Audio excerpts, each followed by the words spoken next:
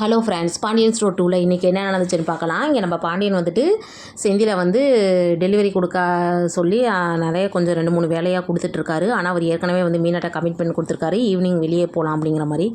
மீனாவும் வெயிட் பண்ணி பார்த்துட்டு சரி ஓகே நம்ம வீட்டுக்கு கிளம்பலான்னு நினைக்கிற டைமில் கரெக்டாக அவரும் வந்துடுறாரு. இல்லை நான் மட்டும் சொன்னேன் நான் கூட்டிகிட்டு போகிறேன் அப்படின்ட்டு கூட்டிகிட்டு போகிறாரு.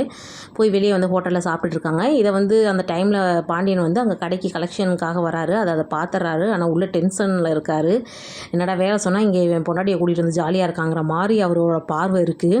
அடுத்து இங்கே வந்து கோமதி வந்து சரி நைட்டு என்ன செய்யலாம், பேசாமல் சாதம் வச்சு சிக்கனை வேணால் வறுத்தரலாங்கிற மாதிரிலாம் பேசிகிட்டு இருக்காங்க. ஆனால் நம்ம தங்கமணி வந்துட்டு என்னத்தை இப்படி சொல்கிறீங்க, நைட்டு வந்து எல்லாத்துக்கும் பிடிச்ச மாதிரி செஞ்சு தரணும், அதனால் நம்ம ஏதாவது தோசை மாதிரி இல்லை பூரி மாதிரி ஏதாவது செய்யலாம் அப்படிங்கன்னு சொல்கிறாங்க. இல்லை கதிர்லாம் கொஞ்சம் நல்லா சாப்பிடுவான், அதெல்லாம் நின்றுட்டே செய்யணும், டிஃபன்லாம் ரொம்ப வேலை இருக்கும் வேணாம் அப்படிங்கிறப்ப தங்கமயில் கொஞ்சம் ஓவராகவே இல்லை அதெல்லாம் பரவாயில்ல, அதெல்லாம் நான் செஞ்சுக்கிறேன், எனக்கு எல்லாமே தெரியும் அப்படி இப்படின்னு சொல்லிட்டு இருக்காங்க. கரெக்டாக மீனா வராங்க.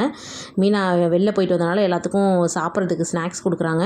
இதை பார்த்தோன்னே தங்கமயில் ஐயோ இதெல்லாம் சாப்பிடக்கூடாதுங்க, வெளியிலேருந்து சாப்பிட்டா உடம்புக்கு ஆகாதுங்க அப்படிங்கிற மாதிரி சொல்கிறாங்க. இல்லை நான் சாப்பிடுவேன் எப்போவாது, ஆனால் ஒன்றும் செய்யாது அப்படிங்கிறப்ப இல்லை இப்போ உடனே காட்டாது, கொஞ்சம் நாளானால் அதோட காட்டும், நீங்களும் சாப்பிடாதீங்க கொடுங்கன்னு எல்லாத்தையும் பிடுங்குறாங்க. இதெல்லாம் பார்க்குறப்ப நமக்கே கொஞ்சம் ஓவராக தான் தெரியுது. பார்ப்போம் தங்கமயில் என்னென்ன வேலை பண்ண போகிறாங்கன்னு.